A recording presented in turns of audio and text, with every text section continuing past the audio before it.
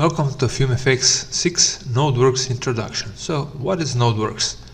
It was initially designed as FumeFX effectors extension, where users will be able to influence simulation and voxel content by using a series of connected nodes, as well as sculpt their own force fields to use for simulation. From this point, NodeWorks has grown a fully functional particle system that integrates rope, cloth, rigid body dynamics, solid body dynamics, geometry fracturing, and many more. The NodeWorks is a ground foundation for our future developments, as node-based systems provide flexibility and extensibility that not other systems can provide. It's organized into workspaces, and each workspace has its own unique set of settings. So you can consider each workspace like you would, for example, create different NodeWorks objects in the scene. From those settings, there are particle groups that are displayed here. As you can see, this rollout is always present. That's because it's pinned on the workspace editor here. You can bring it back by clicking settings, and this button will pin it and leave it here forever. Also, we have custom channels that allows users to create their own channel types that each particle can store and later use. There is also caching parameters, so you can cache all your simulation along with geometry and splines. There are also simulation parameters where you can define how many simulation steps there are going to be, simulation range, simulation threads, and particle counts limit. NodeWorks comes with the fibers that are used for rope, cloth, and soft body dynamics. There's also for rigid body physics that you can change the solver parameters here. NodeWorks can also render particles as Arnold points. That's where you can change in the group settings whether you want particle to render as Arnold point or as mesh. And you can also export particle attributes as Arnold user data, and that data is accessible through the Arnold shader network. So you can, for example, choose the base color from the particle color. Each workspace is organized into simulation tabs. Each simulation tab is executed in order as presented here. You can, of course, rename each tab, and you can enable or disable tabs. Disabled tab won't execute, and all the nodes that are within the disabled tab will be skipped, so to say. So each group has its own set parameters here. It's a group name. You can, of course, rename particle group, change color, change display type inside the viewport. You can disable or enable if particle mesh is going to be displayed, change rendering style, and decide whether you want to cache this particle group or you don't want to cache it. There are plenty of nodes that you can create, over 130 nodes, and you can access them by right-clicking on this empty area or by pressing a tab and typing the name. So first we're going to create some simple generator node that generates particles on geometry surface. So for this we need to create some simple plane. Let's say it's gonna be 50 by 50, and we're going to create particles on the surface. We can create for as many frames as we need, but we'll just leave it for the first frame, and we're going to locate on the faces. So each this node also has enable and disable button. When the node is disabled, this node and all the nodes that follow in the line will not be executed. So this node will generate particles on the surface of the plane, and we can assign some shape to those particles. So we just drag from the particle stream, and let's type simple shape.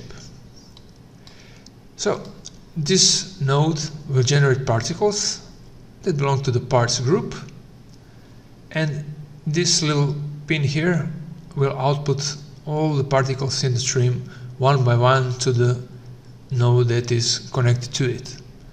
A simple shape we're going to change, for example, like geosphere, and right now those spheres are really small, so we're going to change the size of those spheres to, say, 5.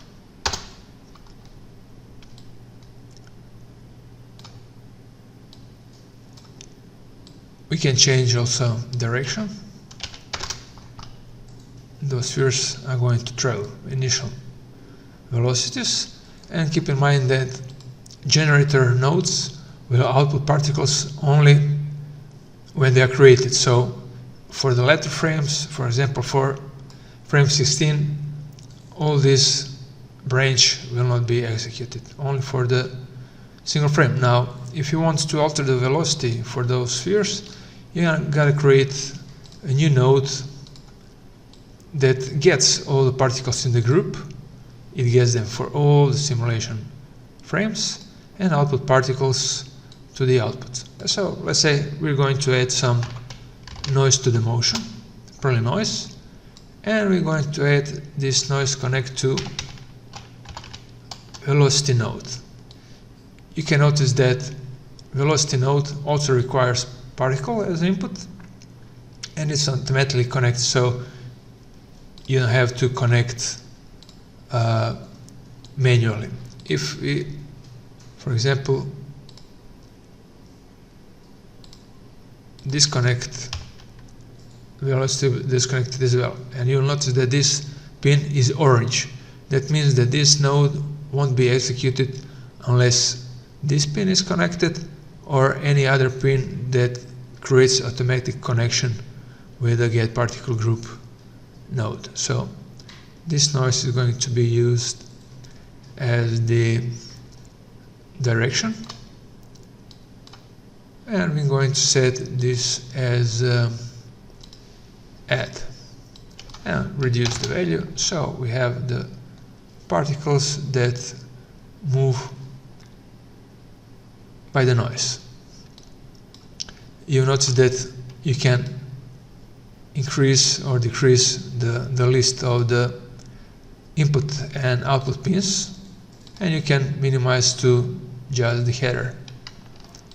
If you hold the control key and click on the button, it will do so for all the nodes in this tab. So now we have particles that are generated on the plane and travel based on the noise.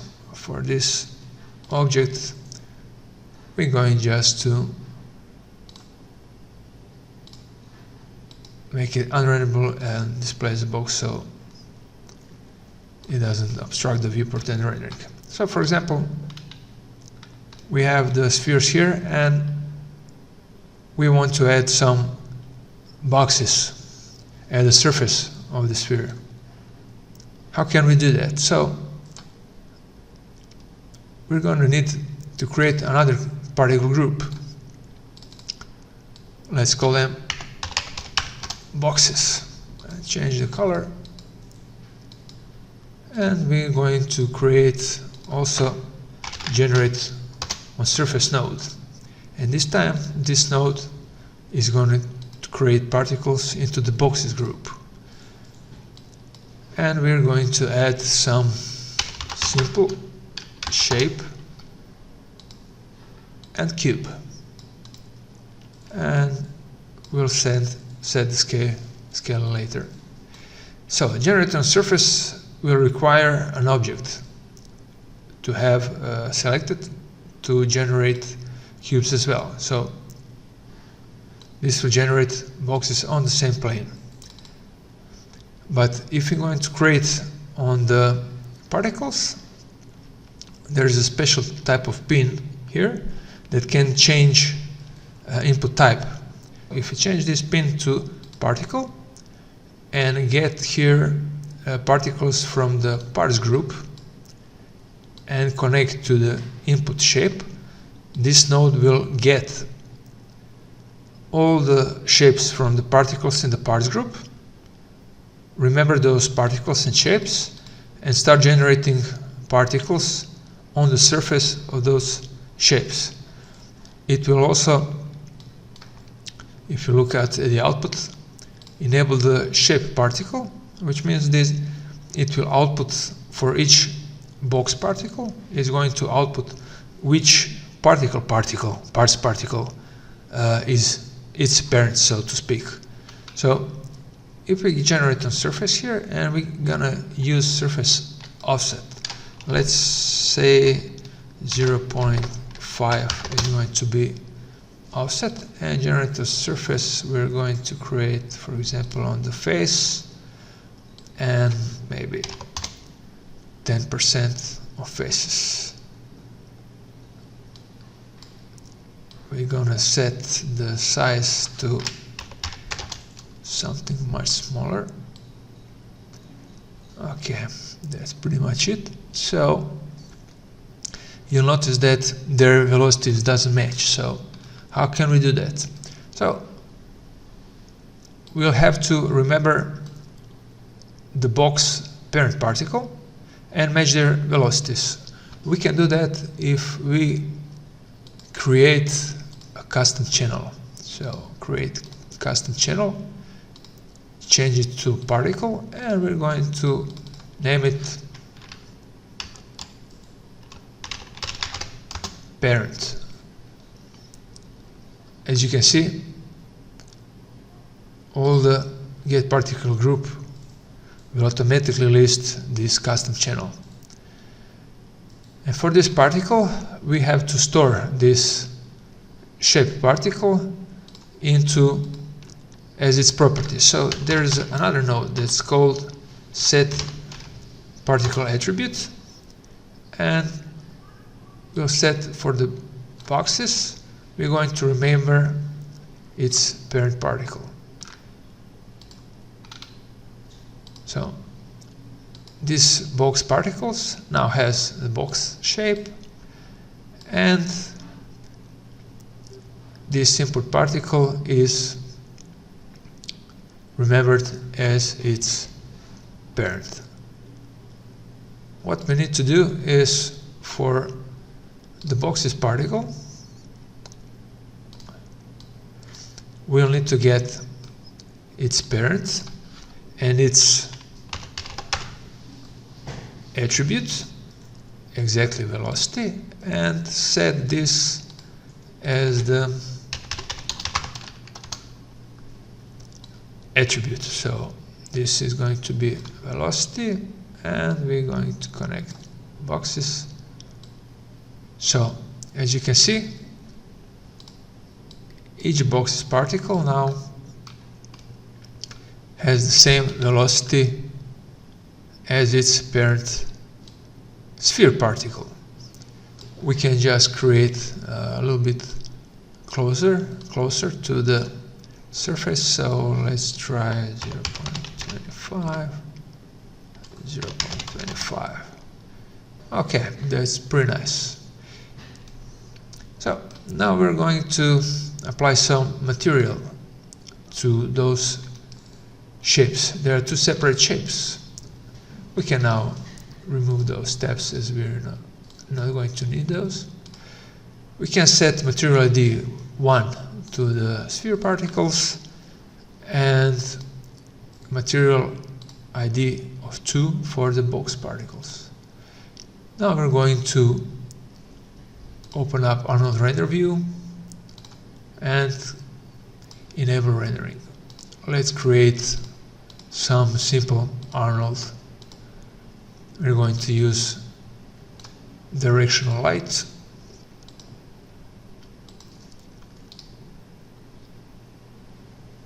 And let's say, okay, something like that, and open up material editor. We're going to need multi-sub-object material, and material number 1 are the spheres, and we're going to make it something very reflective. This material has to be assigned to the NodeWorks node. Okay, now everything is black, as this sphere is highly reflective surface. And for boxes, we're going to use some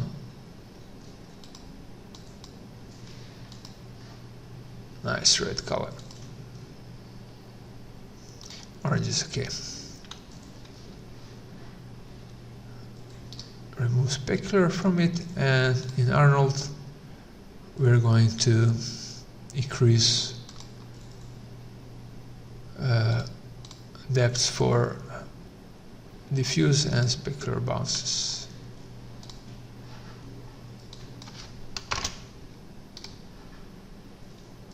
So that's how you assign material to NodeWorks particles.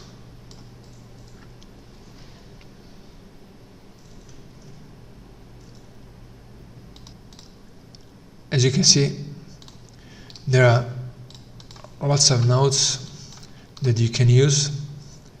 So various nodes for attributes and groups, for caching, dynamics, fibers for clothes, soft bodies, and rope, FumeFX and voxel integrations, various kind of helpers, materials and text maps, math nodes, objects, particle generators, shapes, particles oriented nodes, physics for rigid body dynamics, and for splines. Of course, you can with control and middle mouse button zoom in and zoom out all those nodes. You can reset zoom and customize editor. You can display background grid, use grid snapping for the nodes.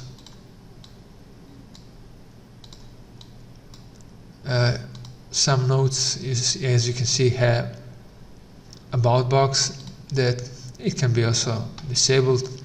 You can use node alpha, so nodes are transparent. And reset node names. Of course, you can change the node name here and call it generate, for example, boxes, and this one generate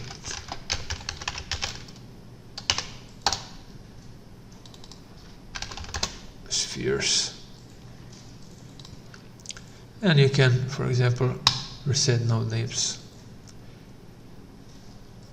You can change the size of the whole UI and all the parameter names, attributes, and so on. So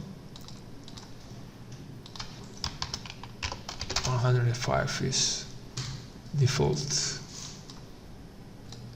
So let's say you have finished your simulation, and now you don't want this is a simple one and it computes really fast. So, but for something that's complex, you will want to cache this simulation.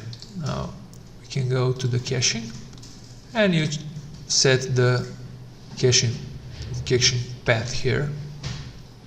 When you select the cache, you can select the simulation range and user range. Simulation range is under the simulation settings, and right now we're using animation start and end. That means from the frame 0 to 100, and caching will do that as well. So for caching, we can just click export, and it's exporting all the particles to the cache on the disk. Once caching is done, we can switch to the cache, and right now it's loading our particles from the cache file. We can check that if we disable tab, it still loads all the particles. You could, for example, still use interactive, disable this tab, add another tab, and set load particle cache, for example, and we can copy this path, load particle cache, and paste path. So you can see this is in the interactive mode. So this simulation tab is disabled, and now only this tab is enabled, which loads particles.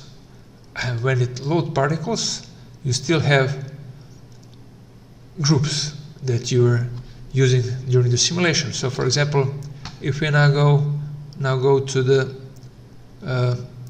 voxel group, and you don't like voxel shape, but you've cached a lot of particles, then you simply create, for example, simple shape and change shape to low res sphere. So what does this mean?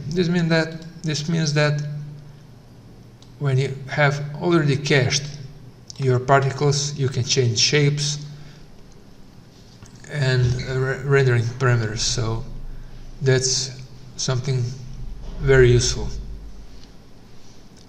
That's all for now for this quick introduction to FumeFX 6 NodeWorks, and more tutorials will follow. Thank you for watching.